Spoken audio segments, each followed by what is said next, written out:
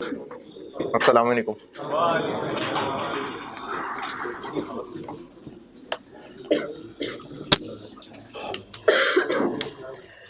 दुरूद शरीफ पढ़ लो।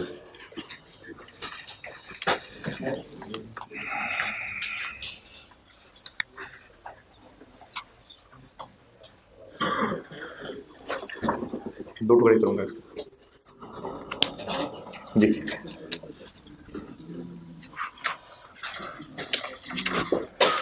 सवाल दिया था एक। अरे तो सवाल ही मैंने ठीक नहीं पूछा, दिया तो था। हाँ किया है, कोशिश की।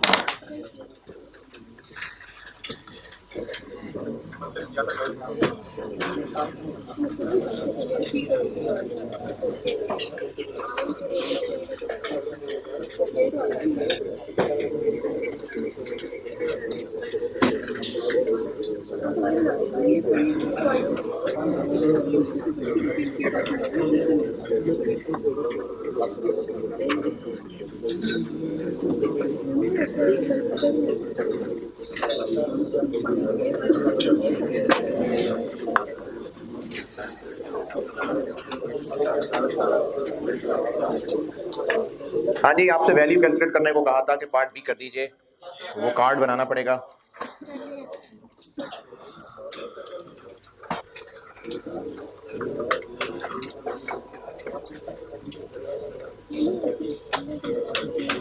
बी में ओपनिंग स्टॉक कहाँ दिया हुआ है? पॉइंट नंबर 1 में opening inventory of B and G. तो बी 1000 लीटर था 50 रुपए का, तो वो स्टार्टिंग पॉइंट ओपनिंग बैलेंस आ गया। उसके बाद इशू है। अच्छा, चूंकि ये वर्किंग कर रहा था मैं, तो इशू करते हुए तो रेट अपडेट नहीं ना होना। इशू करते हुए तो जो एग्जिस्टिंग है उसी पे आउट हो जाएगा। तो मैंने दोनों इश्यूज को मिला के लिख दिया। मकसद तो वर्किंग करना ही था, तो इसलिए मैंने दोनों को मिला के लिख दिया। तो ये जो दोनों इश्यूज हैं 560 और 300, इन दोनों को इकट्ठे ही लिख दिया। फिर उसके बाद 12 तारीख को परचेज है, रेट अपडेट हो गया। फिर उसके बाद दोबारा इशू है, फिर 24 तारीख को परचेज हो गई है, और 31 मई वाला पॉइंट समझ लें।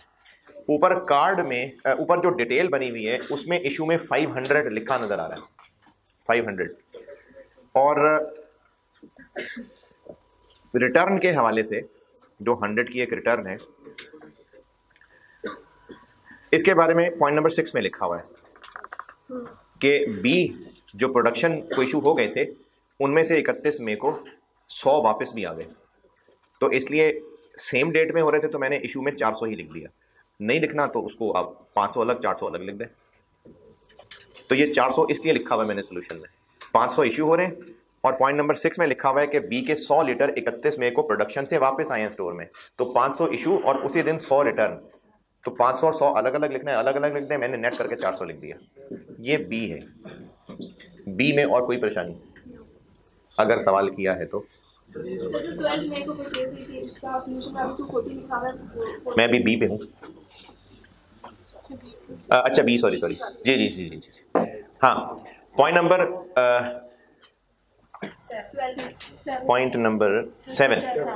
नंबर 7 में लिखा हुआ है कि 240 लीटर्स खरीदे थे असल में, लेकिन रिकॉर्ड रखने वाले ने उनको 420 लिखा है, और ये ऊपर टेबल में नजर भी आ रहा है। तो हम तो सही इन्वेंट्री कार्ड बनाएंगे ना। तो जो उसने ऊपर 420 लिखा हुआ है वो गलत है, असल में 240 है। पॉइंट नंबर 7 में लिखा हुआ है 240 litres of chemical B purchased on 12 May were inadvertently, मतलब गलती से, रिकॉर्डेड एज 420। तो हम तो सही ही लिखेंगे, तो इसलिए हम इसको 240 लिखेंगे। बी में और कोई मुश्किल परेशानी? क्या हुआ? मतलब मैंने टाइम जाया किया है?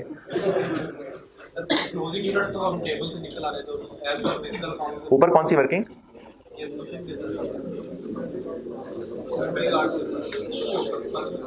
अच्छा, ये जो आपको मैंने प्रिंट आउट दिया था ना, ऑनलाइन वालों के लिए मैंने वो हेडिंग डाल के अपलोड किया है। ये जो कल आपको कॉपी दी थी, आप उस सोल्यूशन में आइए, जो आपको कल पेज दिया सोल्यूशन, इसमें ये जो क्वेश्चन की हेडिंग के साथ ही शुरू हो गया ना, ये पार्ट ए है, वो उसकी हेडिंग मिस हुई हुई है।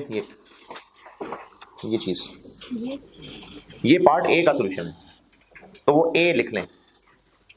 बी तो हेडिंग आ रही है ना, बी हेडिंग आ गई कि नहीं? तो जो बी से ऊपर है ना वो पार्ट ए है। ये जो बी से ऊपर 4-5 लाइनें लिखी हुई हैं, पार्ट बी की बात करूं, केमिकल बी नहीं कह रहा, जो पार्ट बी लिखा हुआ मैंने, ये ऐसे इससे ऊपर जो आपको फालतू लग रहा है वो पार्ट ए का सोल्यूशन है। तो पार्ट ए मैंने कहा नहीं था अभी करने को, मैं अभी सिर्फ पार्ट बी की बात कर रहा हूं। केमिकल बी में कोई एतराज नहीं। केमिकल जी, केमिकल जी ओपनिंग बैलेंस ये यही पॉइंट नंबर 1 में लिखा हुआ है, 500 लीटर है वो ओपनिंग बैलेंस में आ गया। उसके अलावा परचेजेस हैं 450, वो टेबल में ठीक थी वो लिख ली, और इशू भी मैंने ऐसे ही किया कि दोनों को सेम ऐड करके लिख लिया। फिर इसके अलावा 700 परचेज है, 150 इशू है जी। पॉइंट नंबर 7, 150 असल में थे, लिखने वाले ने 250 लिख दिए, तो हम तो सही वाला 150 लिखेंगे, तो इसलिए 12 तारीख को 150 लिखा हुआ है 250 की जगह, और बाकी पर 450 इशू हुए हैं तो 450 इशू हो गए। ये केमिकल जी है।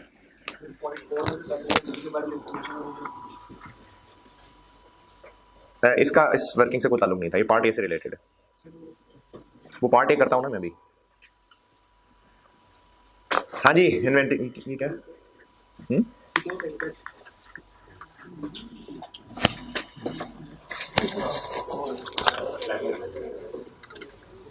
आसान सा सवाल था यार।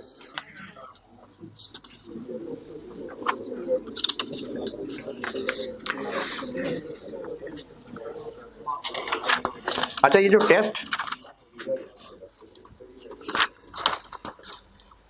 टेस्ट क्लास टेस्ट होते हैं, ये आपकी पढ़ाई का हिस्सा है। अगर आप ये सारे क्लास अटेंड करना, क्लास वर्क, होमवर्क, टेस्ट ये कर रहे हैं तो आप एग्जाम्स के लिए तैयार हो रहे हैं।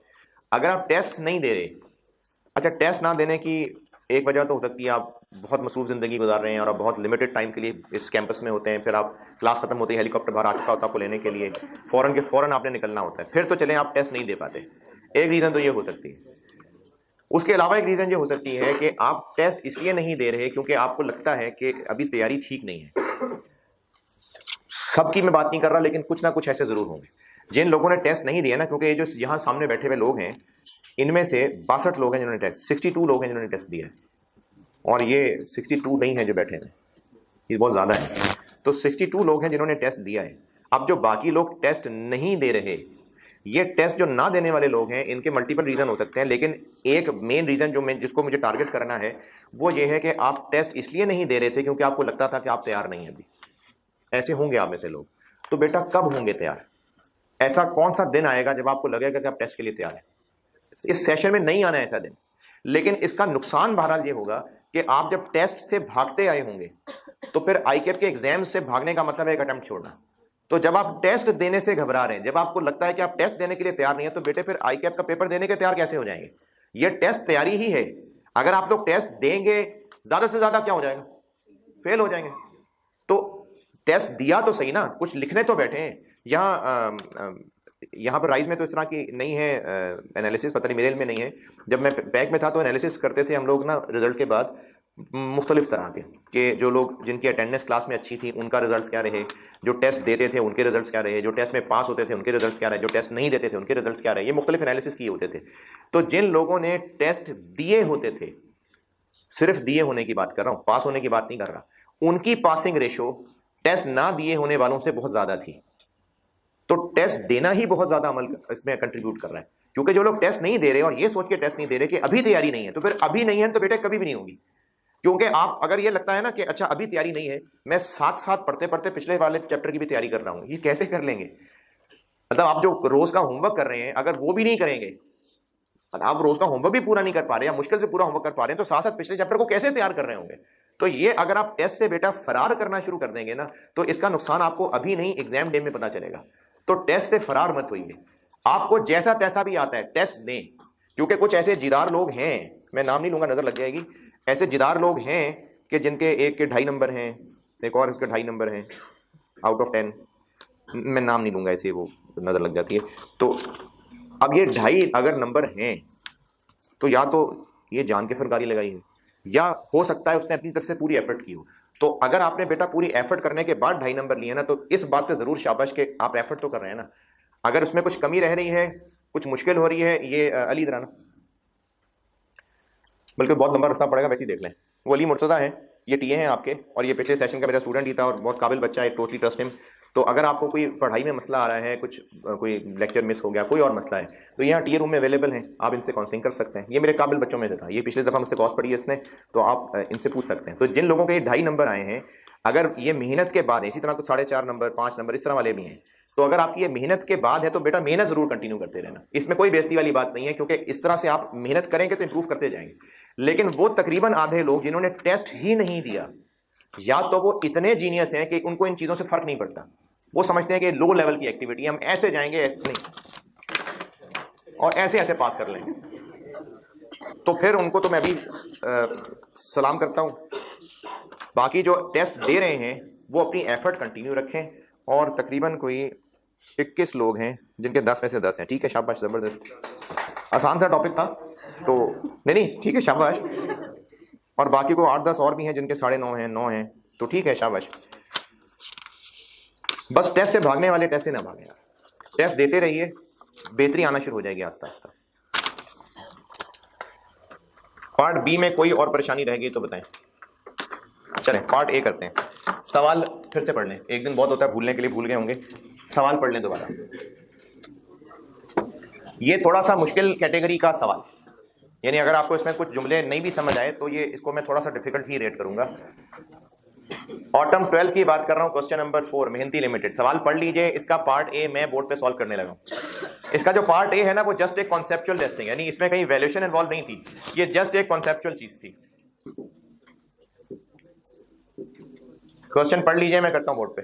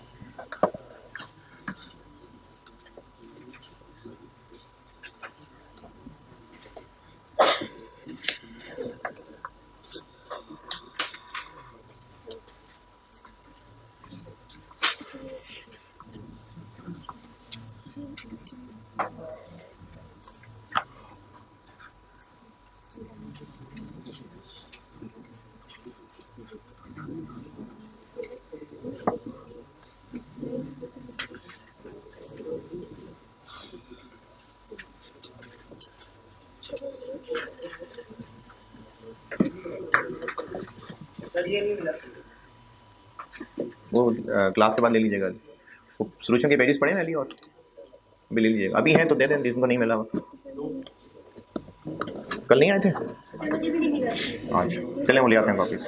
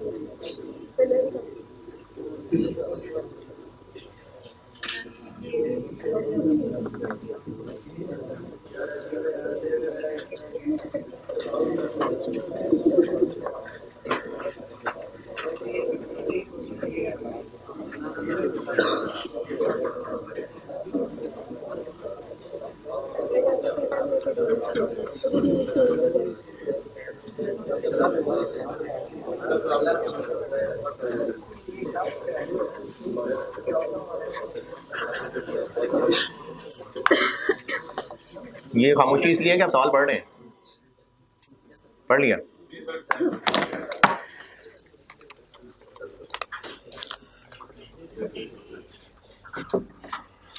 पार्ट ए,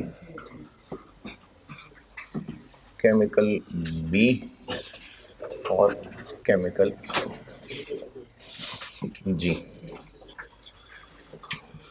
लीटर्स और लीटर्स। सवाल की रिक्वायरमेंट समझते हैं। पार्ट बी कंप्लीट कर लिया। बी का क्लोजिंग स्टॉक कितना आ रहा है कार्ड में? 200 लीटर्स पूछ रहा हूँ, अमाउंट नहीं, लीटर्स 230। जी का क्लोजिंग कितना आ रहा है 250। ये पार्ट बी में कर लिया हुआ है। पार्ट बी में कार्ड बना लिया, उस कार्ड से क्लोजिंग स्टॉक बी का 230 और जी का 250 लीटर्स आ रहा है। अमाउंट नहीं पूछी, लीटर्स कह रहा हूं। परपेचुअल सिस्टम में क्लोजिंग स्टॉक हमें रिकॉर्ड से पता चल जाता है, और पता चल रहा है, कार्ड बनाए पता चल रहा है। इसको टैली तो करना चाहिए ना जब फिजिकल काउंट करें जाके। तो जब फिजिकल काउंट किया, सवाल का point number 2, the physical inventories of B and G, वो 535 और 140 लीटर्स थे। पॉइंट नंबर 2 का पहला सेंटेंस, फिजिकल इन्वेंट्रीज यानी जो फिजिकली मौजूद थे वो 535 और 140 थे। इसको जब गिनने गए तो ये 535 है, और इसको जब गिनने गए तो 140 है। रिकॉर्ड्स के मुताबिक ये है, फिजिकल ये है, तो दोनों में फर्क है। Requirement A, reconcile the physical inventory balances with balances as per book, यानी जो हमारी बुक्स के मुताबिक, रिकॉर्ड्स के मुताबिक क्लोजिंग बैलेंसेस हैं और जो फिजिकल गिनने में नजर आ रहे हैं, इनको रिकंसाइल करना है। अच्छा, अब ये रिकंसाइल कैसे करेंगे? इंट्रो में बैंक रिकंसिलिएशन एक टॉपिक होता है, क्या तरीका था उसका, क्या कॉन्सेप्ट क्या था उसका? एक कैश बुक चीज थी, एक बैंक स्टेटमेंट चीज थी। एक कैश बुक का बैलेंस था, एक बैंक स्टेटमेंट का बैलेंस था, और दोनों आइडियली तो बराबर होने चाहिए थे, लेकिन अगर बराबर नहीं थे तो बैंक रिकंसिलिएशन स्टेटमेंट बनती थी। उस बैंक रिकंसिलिएशन स्टेटमेंट में शुरू किसी एक से करके फिर कुछ चीजें प्लस माइनस करते थे और वो दूसरे के बराबर आ जाता था। तो रिकंसिलिएशन का मतलब है एक को दूसरे के बराबर कर देना।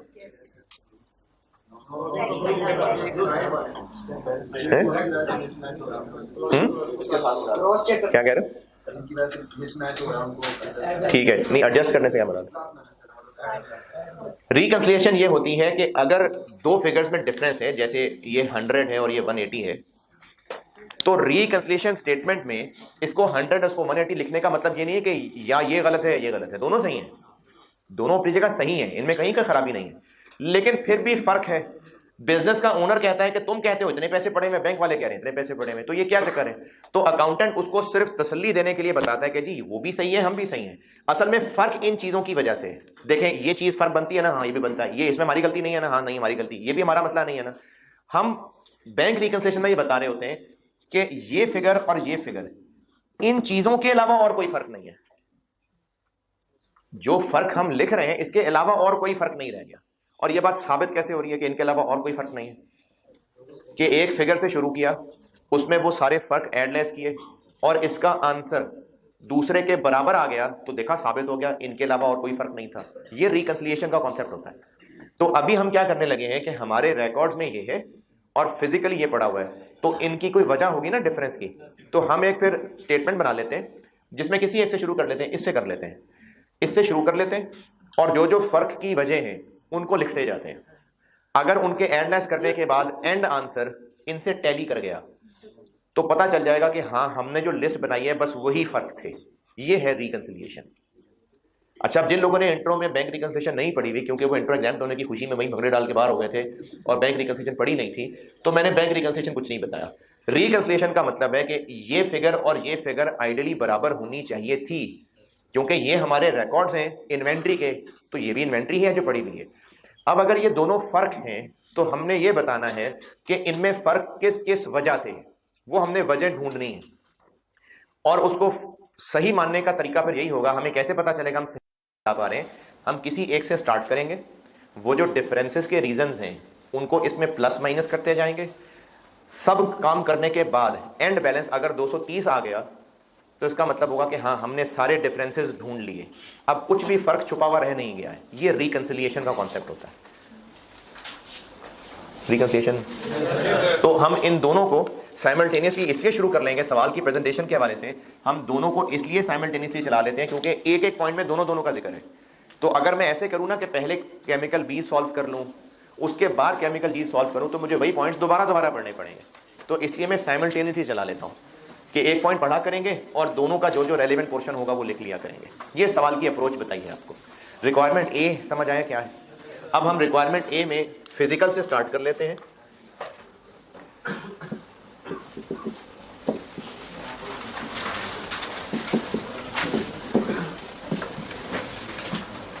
535 140।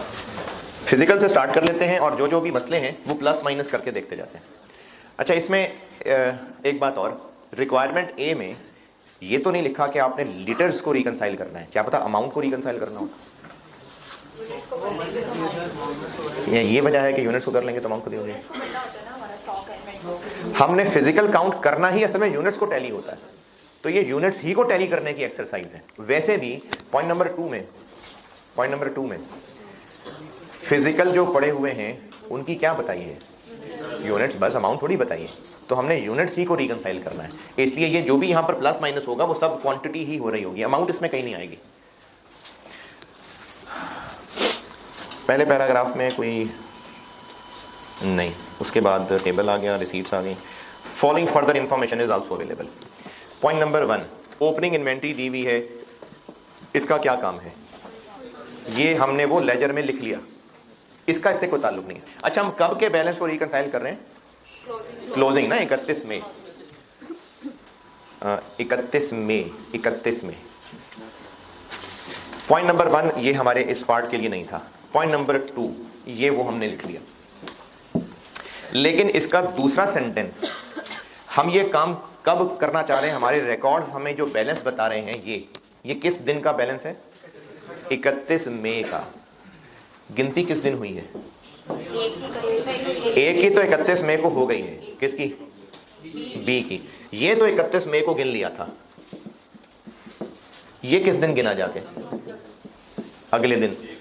चलो एक दिन की ही बात है, खैर है, देखते हैं काम चलता है कि नहीं चलता। बी फर्स्ट जोन है।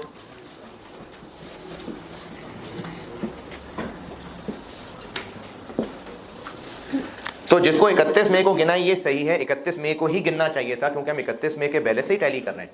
इसको अगले दिन गिना है, इसका भी कोई हल निकालते हैं, लेकिन ये अगले दिन गिना हुआ है और ये सही 31 मई को गिना हुआ बैलेंस है। ये पॉइंट नंबर 2 में लिखा हुआ है। पॉइंट नंबर 2 की अंग्रेजी में कोई परेशानी। Point number 3, due to contamination 95 litres B के और 10 लीटर्स जी के। अच्छा, कंटेमिनेशन चूंकि ये केमिकल्स है ना, तो इनमें कोई खराबी आ गई तो वो कंटेमिनेशन है। जिस तरह पहले सवालों में हम डिफेक्टिव कह रहे होते थे, तो ये वो वाली चीज है। कंटेमिनेशन की वजह से स्टोर वाले ने क्या किया कि 95 लीटर्स ऑफ बी और 105 लीटर्स ऑफ बी के डब्बे उठा के थोड़े साइड पे रख दिए। इस वजह से गिनने वाले ने इनको बीच में गिना नहीं। Due to contamination 95 litres of B and 105 litres of G were excluded from the stock check. Stock check मतलब जो हम जाके स्टॉक गिन रहे थे, तो were excluded from stock check का क्या मतलब है कि इसमें इनको शामिल नहीं किया हुआ, जबकि इसमें है ना। कैसे पता इसमें है, इसमें शामिल है। तो हमने यहां से स्टार्ट करना है और डिफरेंसेस प्लस माइनस करके इस फिगर तक पहुंचना है। तो वो जो गिनती गिनते हुए एक्सक्लूड कर लिए हुए हैं, क्या करें, उनको ऐड कर लें।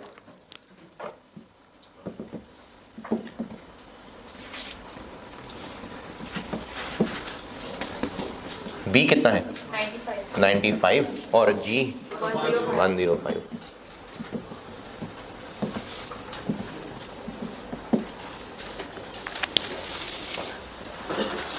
Point number 3 okay.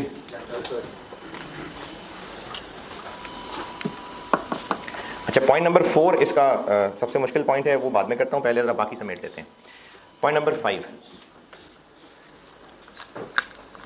150 litres B के ml, यानी हम ml हैं, वॉज हेल्ड बाय ml के पास पड़े हुए हैं, लेकिन ये ml के हैं नहीं, ये पड़े हुए हैं on behalf of a customer.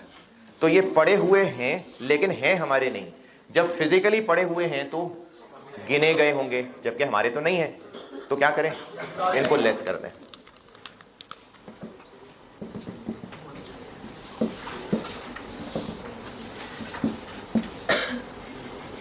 Customer के बिहाफ पे पड़े हुए थे, तो फिजिकली पड़े हुए थे, गिने गए होंगे, लेकिन हमारे हैं नहीं, तो माइनस कर दिए। बी के कितने हैं, 150। जी की भी सेम कहानी है, नहीं, जी की उलट कहानी है। जी की कहानी ये है कि जी के 100 लीटर हैं जो हैं हमारे, लेकिन वो अभी सप्लायर के पास ही पड़े हुए हैं। फिजिकली हमारे पास हैं, जब फिजिकली हमारे पास नहीं है तो इसमें काउंट नहीं है, लेकिन वो हैं हमारे। ये कैसे पता है हमारे, ये कैसे पता चल रहा है कि वो हमारे, क्या पता हमने खरीदने का इरादा किया हो, अभी हम वहां से सप्लायर से लाए ही ना हो। क्या लिखा हुआ है? हमारे बिहाफ पे तो हमारी चीजें हैं, तो हमारे बिहाफ पे उसके पास है ना। तो ये 100 लीटर हमारे हैं, whereas 100 litre of chemical G was held by one of the suppliers on ML's behalf. तो हमारे हैं तभी ऑन एमएल्स बिहाफ है, लेकिन पड़े हमारे पास नहीं है, इसलिए इसमें गिने नहीं गए हैं हमारे, तो ऐड कर लेंगे।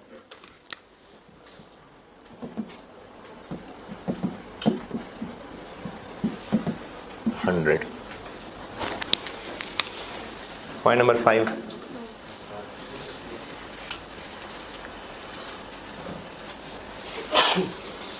हाँ जी पॉइंट 5,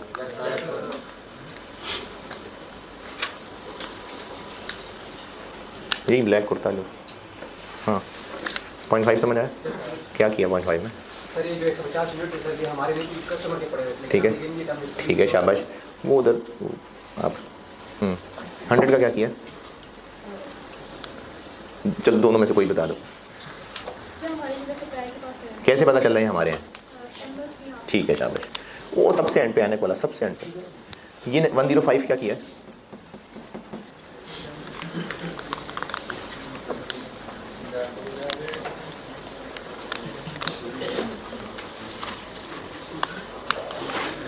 मंदिर 5 क्या है, क्या किया है?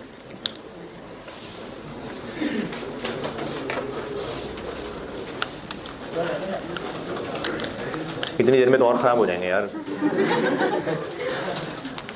आप ये अगली लाइन में सेकंड दाढ़ी वाला, हाँ जी।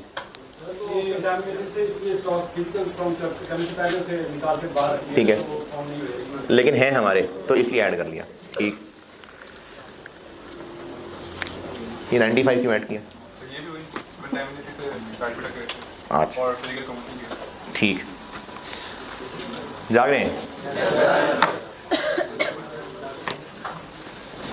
अच्छा जी।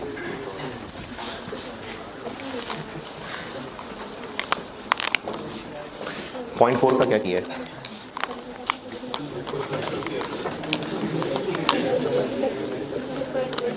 अच्छा अभी नहीं किया, पॉइंट 4 अभी नहीं किया जी।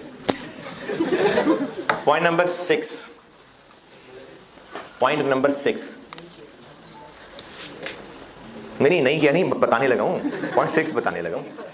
पॉइंट नंबर 6, ये जो बी है ये किस दिन काउंट किया है? 1 जून। 100 लीटर्स ऑफ बी थे जो प्रोडक्शन से वापस स्टोर में आ गए, किस दिन? 31 मई को।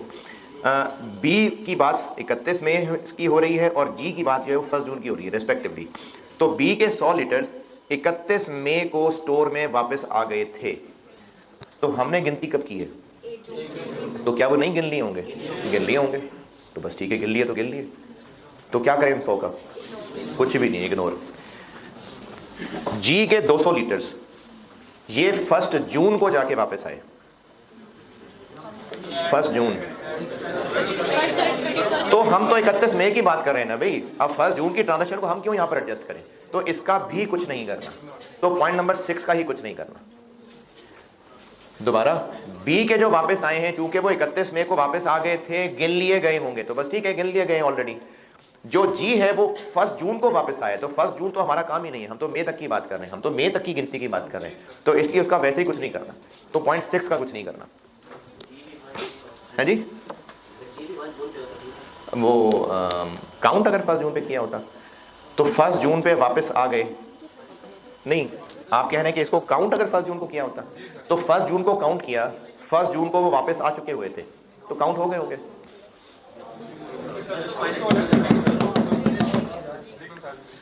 1 जून को आए होते, 1 जून को काउंट हो गए होते, तो काउंट हो गए होते तो उसमें शामिल होते। अब अगर 1 जून की बात अभी कहे कि 1 जून के है, तो ये भी पॉइंट जो छोड़ा हुआ है ना उसमें आ रही है ये बात कि 1 जून वाले मामले का क्या करें। ये पॉइंट 4 में आके बताता हूं। बी का 100 क्या? जी जी हाँ, तो 31 मई को आ गए थे ना ये वापस। 100 लीटर 31 मई को स्टोर में वापस आ गए थे या नहीं? आ गए थे। तो हमने जब ये गिनती गिनी होगी तो उसमें वो शामिल हो गए या नहीं गिने गए होंगे? तो गिने गए होंगे, बस ठीक है, गिने गए। वो गिने जा चुके हैं ना, ठीक है। 0.6। पॉइंट नंबर 7,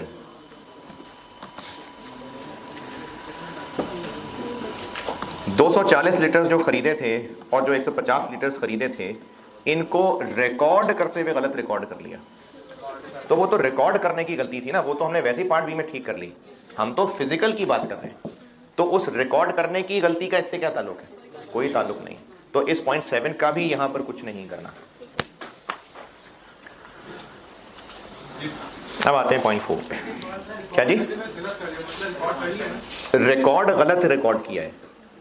240 की जगह ऊपर देखो ना, टेबल में 420 लिखा हुआ है बी, और जी 150 की जगह 250 लिखा हुआ है।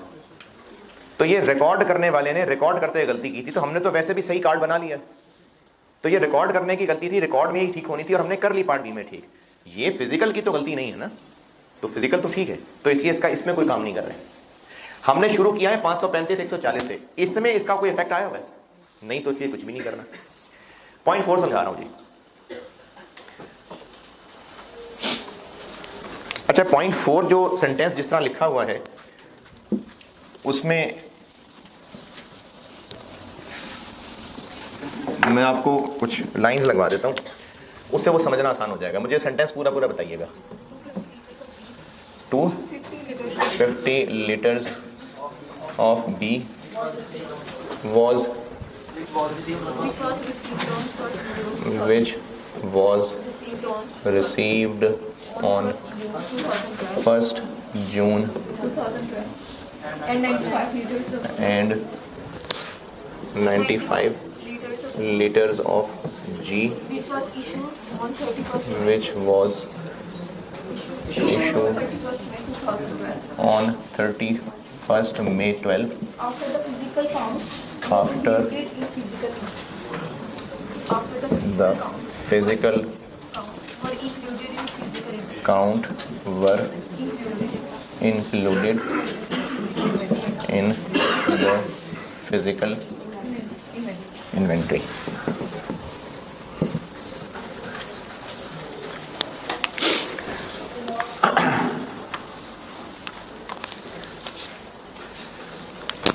इस सेंटेंस को पढ़ के कुछ ऐसे लग रहा है कि हो सकता है किसी को ना लग रहा हो, लेकिन कुछ को लग रहा होगा कि ये जो आफ्टर फिजिकल काउंट वाली बात है ये दोनों के लिए है।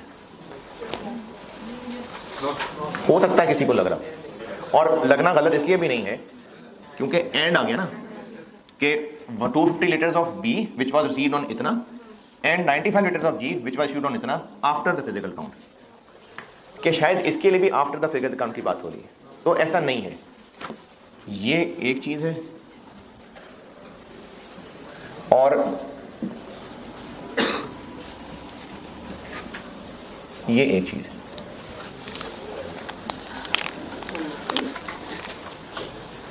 एक ये चीज है, एक ये चीज है, और इन दोनों को कहा जा रहा है ये दोनों वर इंक्लूडेड इन फिजिकल इन्वेंटरी। ये सेंटेंस ऐसे है कि बी के 250 लीटर और जी के 95 लीटर ये दोनों इंक्लूडेड हैं फिजिकल इन्वेंटरी में। जी जी जी, ये 535 और 140।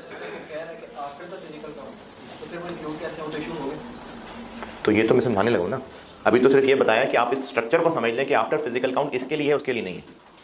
ये दो अलग अलग चीजें, और इन दोनों के बारे में है 250 और 95 one included in physical inventory. यानी फिजिकल इन्वेंटरी में ये भी शामिल है, फिजिकल इन्वेंटरी में ये भी शामिल है, लेकिन आफ्टर फिजिकल काउंट वाली बात सिर्फ इसके लिए। पहले ये फिजिकल काउंट सिर्फ इसके लिए है, ये बात क्लियर है। अब मैं समझाता हूं। बी का फिजिकल काउंट किस दिन हुआ था? बी का 1 जून को। 1 जून वाले दिन बी को जब काउंट किया गया तो वो था 535, और 250 लीटर 1 जून को ही रिसीव हुए थे। तो ये कहीं शाम को हमने काउंट किए होंगे, तो 1 जून वाले ही दिन हमें जो मिल गए थे 250 लीटर्स, तो वो रिसीव हुए थे, तो शाम तक स्टोर में पड़े हुए हैं ना, तो गिने ही जाने थे। क्यों नहीं गिने जाने थे? तो 250 litres of B which was received on 1 June included in physical count. तो ठीक है, क्योंकि हम स्टॉक 1 जून को ही गिन रहे हैं और ये भी उसी दिन दोपहर में कहीं आए थे, रिसीव ही हुए थे ना, तो स्टोर में शाम को पड़े हुए थे। तो जब ये 535 गिना होगा तो उसमें 250 आगे होंगे कि नहीं आगे होंगे, इस बात से कोई इख्तलाफ। लेकिन हम ये जो काम कर रहे हैं ये हम एंड पे किसके बराबर लाना चाह रहे हैं, 31 मई वाले स्टॉक के। तो 1 जून की गिनती 31 मई के लिए नहीं चलेगी, क्योंकि 31 मई एक और दिन था। तो हमें 1 जून की गिनती नहीं, हमें 31 मई की गिनती चाहिए। अच्छा भाई, अब 31 मई को नहीं गिन सके तो क्या करें? तो फिर ऐसा करते हैं कि 1 जून से उल्टा चल लेते हैं। 1 जून को हमें पता है कि इतने लीटर्स आए हैं, अगर इससे एक दिन पीछे जाना है तो इसको माइनस कर देते हैं। अगर 1 जून की कोई और भी ट्रांजेक्शन बताई होती ना, हम उसको भी रिवर्स करके उल्टा चलते हैं, क्योंकि हमें असल में स्टॉक चाहिए 31 मई का था। जो स्टोर के रिकॉर्ड्स में है वो भी 31 मई वाला ही है जिसको हम टैली करना चाह रहे हैं, लेकिन गिनने वाले ने सुस्ती कर ली, 31 मई को वो नहीं गिन सका, 1 जून को गिनने चला गया। चलो हो गया जो होना था, 31 मई जिंदगी में तो नहीं आ सकता दोबारा। तो यहां जो गिनती कर चुका हुआ है इससे पीछे चल लेते हैं। अब पीछे चलने का मतलब है कि जो इस दिन की ट्रांजेक्शन हुई हैं उनको रिवर्स कर लेते हैं। तो 250 इसमें एडेड है, वापस जाना है तो लेस कर लेते हैं।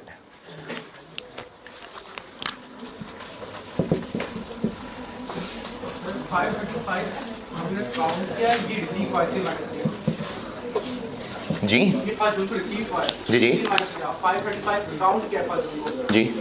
इसको हमें 31 मई के दिन काउंट करना चाहिए था, एक दिन बाद काउंट किया है। तो चलो अब हो गया जो होना था। जैसे अगर कहा हो कि किसी की ड्यूटी लगाई हो कि 9 बजे जाके देखना है कैंपस में कितने स्टूडेंट्स हैं, काउंट करने, हेड काउंट करने। अब वो जो गिनती करने वाला था वो 9 बजे की बजाय 9:30 बजे आया और उसने 9:30 बजे गिनती कर ली। तो 9:30 चलो हो गई गिनती, अब आधा घंटा पीछे तो जा नहीं सकते। तो फिर जो 9:30 गिनती कर ली है वो गेट वाले से पूछेगा इस आधे घंटे के दौरान कितने स्टूडेंट्स और इन हुए थे, उनको माइनस कर देगा तो 9 बजे वाली काउंटिंग हो जाएगी। तो हमें 31 मई का काउंट चाहिए था, नहीं था, 1 जून का था। तो जो 1 जून वाले दिन ट्रांजेक्शन हुई थी वो रिवर्स कर ले तो 31 मई का बैलेंस पता चल जाएगा, तो इसलिए माइनस कर दिया।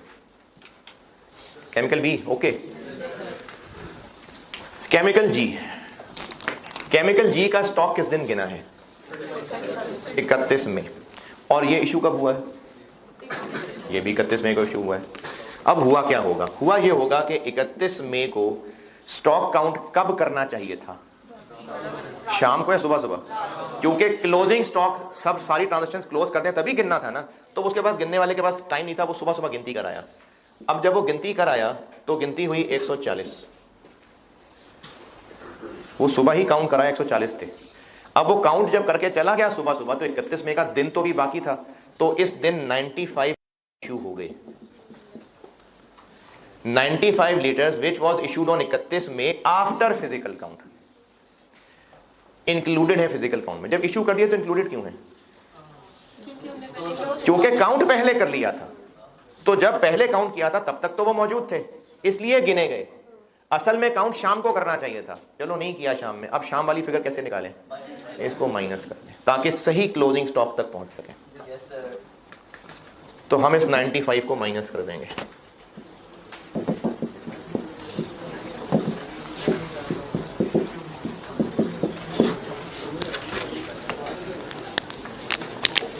हाँ जी 95। तो सारे पॉइंट्स पूरे कर लिए, देख लेते हैं, टोटल कर लें 230। तो ये बिल्कुल टैली कर रहा है, और ये तो ये भी टैली कर रहा है।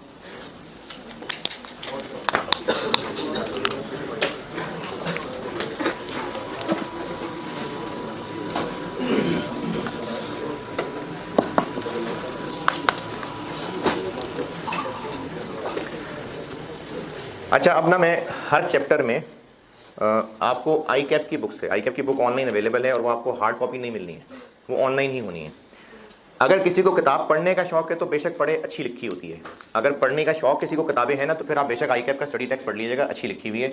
नहीं तो जो आपको लिखवा रहा हूँ, करा रहा हूँ, ये कंप्लीट तो है।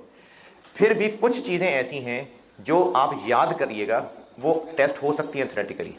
जैसे हो सकता है आपसे इन्वेंटरी वैल्यूएशन का सवाल हो और 2-3 नंबर का सवाल आ जाए कि FIFO वेटेड एवरेज के एडवांटेजेस डिसएडवांटेजेस बता दीजिए। खुद सोचने बैठेंगे तो शायद ना कर पाए उस वक्त। तो किताब में से ना इस तरह की चीजें मैं आपको मार्क करवा दिया करूंगा। हर चैप्टर, जरूरी नहीं हर चैप्टर में होगा, जिस जिस चैप्टर में कुछ ना कुछ याद करने वाली चीज होगी मैं आपको बता दिया करूंगा। तो इन्वेंट्री वैल्यूएशन चैप्टर 1 खत्म हो गया। इस इन्वेंट्री वैल्यूएशन चैप्टर में आई कैप की बुक बता रहा हूं, एक छोटा सा टॉपिक है, मुश्किल से आधे पेज का।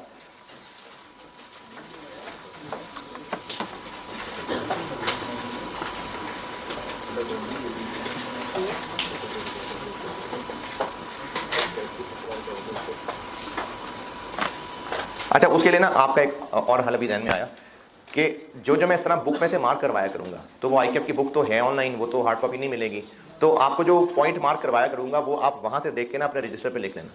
तो एक दफा लिखने से ही थोड़ा थोड़ा सा याद होना शुरू हो जाएगा। और आप ऐसा करें, रजिस्टर का एक सेपरेट हिस्सा रख लें ये कह के कि इसमें हम वो पेजेस नोट डाउन कर रहे होंगे आप लोग कि जो याद करने हैं। तो मैं आपको आईकैप की बुक से वो मार्क करवा दिया करूंगा, बहुत ज्यादा नहीं होगा, मार्क करवा दिया करूंगा, वो आप वहां से देख के ऑनलाइन लिख लिया कीजिएगा, बजाय इसके कि प्रिंट आउट निकालें, आप उसको लिख लिया कीजिएगा, तो उस लिखने से भी थोड़ा सा याद हो गया होगा। तो आईकैप की बुक जो कि नई अभी अवेलेबल हो चुकी हुई है, वेबसाइट पे अवेलेबल है, इसमें चैप्टर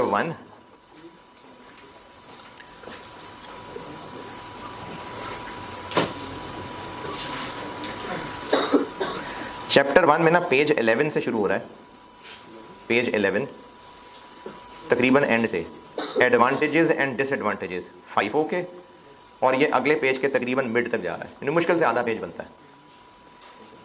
पेज 11 के एंड से शुरू हो रहा है, एडवांटेजेस एंड डिसएडवांटेजेस ऑफ 5 और 12 के तकरीबन मिड तक जा रहे हैं।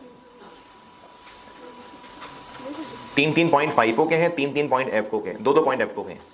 ये एडवांटेज डिसएडवांटेज याद कर लीजिएगा इसमें से, इस चैप्टर में से ये इतना ही काफी है जो याद करना है। उसके अलावा कॉन्सेप्चुअली सवाल टेस्ट हो सकते हैं, जैसे वो जो सवाल हमने कल किया था, ये अभी ऑटम 21 वाला, तो पार्ट ए 2 नंबर का पूछा हुआ था। एक क्या पूछा हुआ था कि क्या क्या पॉसिबल रीजन हो सकते हैं एनआरबी डाउन होने के, तो ये कोई रट्टे वाली चीज नहीं है। तो इस तरह की ना कॉन्सेप्चुअल चीजें 2, 3, 4 नंबर पूछे जा सकते हैं अंग्रेजी में लिखने वाले, लेकिन जो याद करने में ज्यादा बेहतर होगा वो फिर मैं आपको चैप्टर बाय चैप्टर मार्क करवाता जाऊंगा। तो चैप्टर 1 में से ये एडवांटेज डिसएडवांटेज है, आप याद कर लें। चैप्टर 1 फुल स्टॉप, क्लोज हो गया। अभी जो ऑनलाइन वाले बच्चे हैं, ये 14B जो है ना, ये ओवरहेड वाले सेक्शन के अंदर देखें जाते हैं, ठीक है।